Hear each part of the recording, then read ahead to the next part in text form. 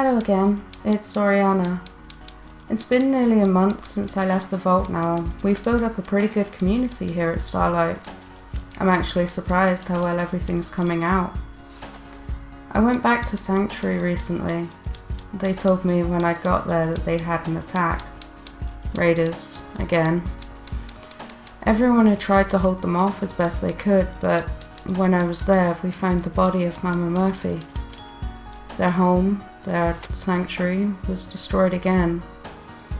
I talked them into joining us at Starlight.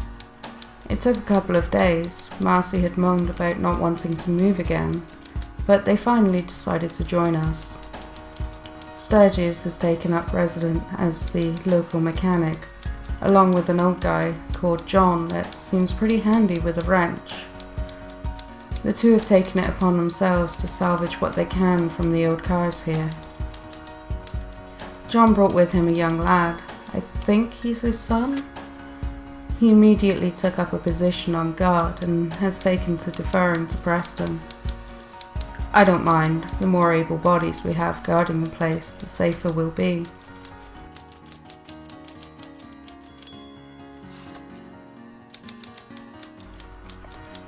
Jude, the old ghoul that wandered in a little while back, pulled all the boards off the diner and seems to have set up shop. She and I are both from before the war, and I like to think that this commonality has allowed us to get pretty close. We spend evenings reminiscing about the times before the war, before everything went to shit. And she's pretty funny as well. Talking with her, I can almost believe that nothing had happened, that the bombs had not dropped.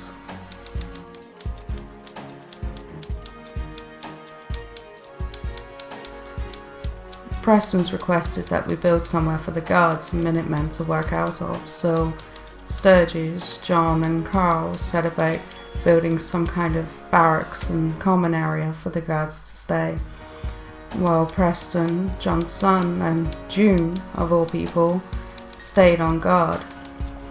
The rest of us chipped in with helping when and where we could. June worries me. He's really depressed since losing his son, and if we don't get someone that can treat him soon, I worry that he might hurt himself.